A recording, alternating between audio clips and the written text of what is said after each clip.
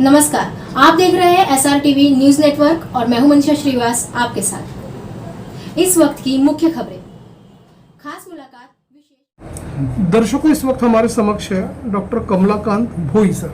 आप एक न्यूरोलॉजिस्ट हो सर। हम आपसे ये जानना चाहेंगे कि जो लो प्रेशर वाले जो लोग हैं, हाइपर टेंशन जिन्हें हैं और जो एक तरह से परेशानी में है, जिनको न्यूरो रिलेटेड जो डिजीज़ बढ़ रही है, उनमें डिप्रेशन की भावना बढ़ रही है, तो आप बताइए ऐसे जो पेशेंट्स आपके यहाँ पे आते हैं किस तरह का आपका ट्रीटमेंट होता है, उस बारे में बताइए। एक तो डिप्रेशन जो होता है एक इंटरनल कुछ साइकेट्रिक प्रॉब्लम से होता है, और बहुत सारे जो है मेडिकल और न्यूरो प्रॉब्लम से भी डिप्रेशन होता है। जैसे किसी को हाइपरटेंशन है, डायबिटीज है, थायराइड का बीमारी है, लीवर का, किडनी का बीमारी है, उनको डिप्रेशन का आता है समस्या। और एक जो है प्राइमरी न्यूरो प्रॉब्लम में डिप्रेशन होता है, जैसे ब्रेन स्ट्रोक हो गया, पार्किंसन डिजीज हो गया, डिमेंशिया हो गया, मल्टीपल स्क्लेरोसिस हो गया, ब्रेन ट्यूमर हो गया, और बहुत सारे बीमारी है न्यूरो के जिसमें डिप्रेशन का समस्या आता है। इनको हम इसको क्लिनिकली देखते हैं, हिस्ट्री पूछते हैं, और साथ में इसको हम CT scan, MRI, PET scan सब न्यूरो इमेजिंग करते हैं, साथ में खून का भी जाँच भी करते हैं। इसके बाद कि उनको डिप्रेशन हो रहा है, इसको हम इलाज करते हैं दवाई से। और कभी कभी ज़रूरत पड़ता है इसको डिप्रेशन का समस्या, तो कभी कभी ब्रेन में ट्यूमर भी निकल जाता है। जैसे आज ब्रेन ट्यूमर डे सेलिब्रेट हो रहे हैं, इसमें बहुत सारे आते हैं तकलीफ, जैसे सिर दर्द होता है, उल्टी होता है, आँखों में देखने में तकलीफ होता है, चलने में हाथ पे लड़खड़ाता है, मिर्गी आता है, ये भी सब ब्रेन स्ट्रोक का लक्षण होता है। तो इसी के भी हम CT स्कैन MRI करते हैं। इसके बाद हम हमारा वो न्यूरोसर्जन के पास भेजते हैं, वो केमोथेरेपी, रेडियोथेरेपी और सर्जरी के लिए।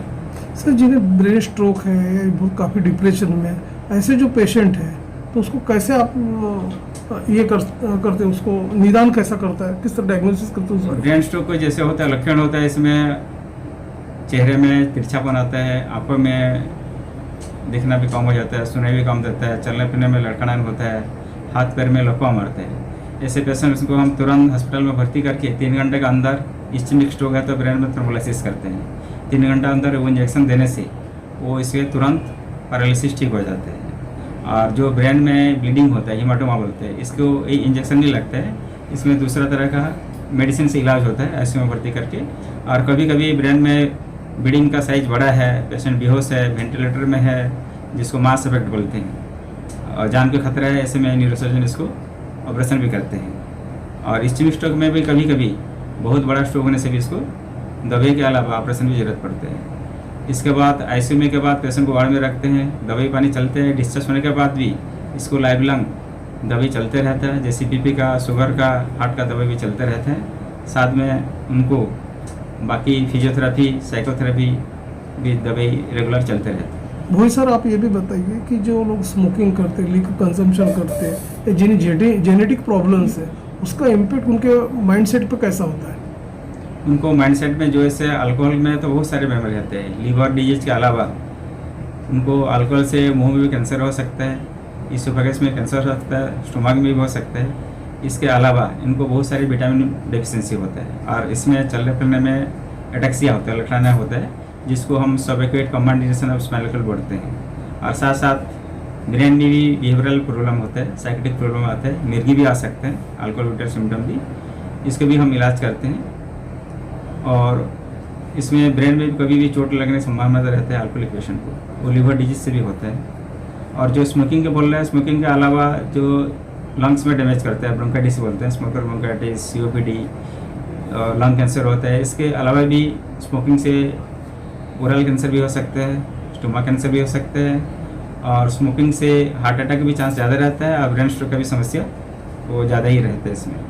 और साथ में जो है वास्कुलरपैथी करते हैं, हाथ पैर में खून का संचालन कम हो जाता है, और हाथ पैर में जो नस में उसमें क्लटिंग भी आता है, जिसमें गैंग्रीन की समस्या रहता है। सर, थ्रोम्बोसिस की वजह से क्या इम्पेक्ट गिरता है? जैसा ब्लड सप्लाई नहीं होता ब्रेन को, या ऑक्सीजन सप्लाई नहीं होता, उसका इम्पेक्ट कितना होता है ब्रेन पे? जो ब्रेन में ऑक्सीजन सप्लाई कम होते हैं, इसके कारण बहुत सारे होते हैं। हाइपरटेंशन होता है, डायबिटीज होता है, ज़्यादा कोलेस्ट्रॉल लेवल बढ़ने से होता है।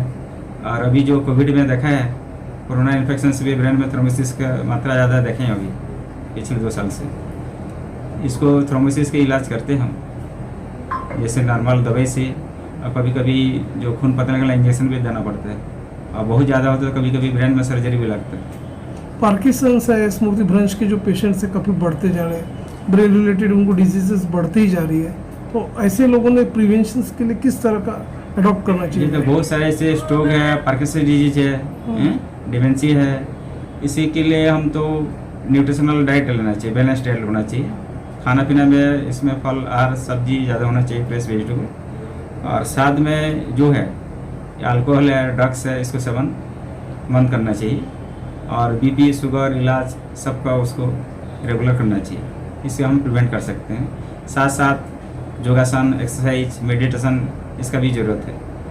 डॉक्टर भोई सर, देश भर के दर्शक आपको देख रहे हैं, जैसे कि आपने हमारे दर्शकों उनको बताया कि किस तरह से लाइफ स्टाइल्स मेंटेन करना चाहिए, आप एक न्यूरोलॉजिस्ट हो, और सेकंड थिंग इसके अलावा और भी जैसे पेशेंट्स को प्रॉब्लम आते हैं उसके बारे में भी आपने डायग्नोसिस बताया, प्रिवेंशन बताया।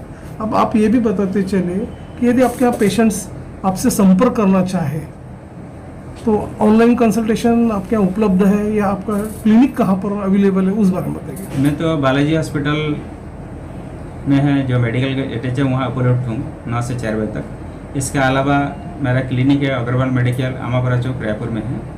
इसके अलावा भी ऑनलाइन कंसल्टेशन भी हो रहा है, जैसे 1MG app, connect to clinic, Novia app से भी इसका संपर्क कर सकते हैं ऑनलाइन कंसल्टेशन के लिए।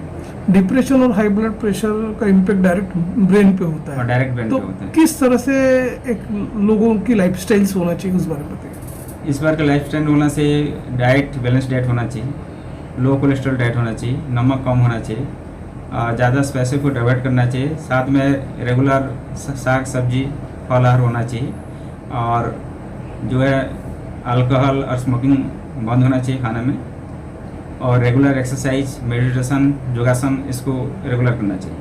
ठीक है सर, थैंक यू।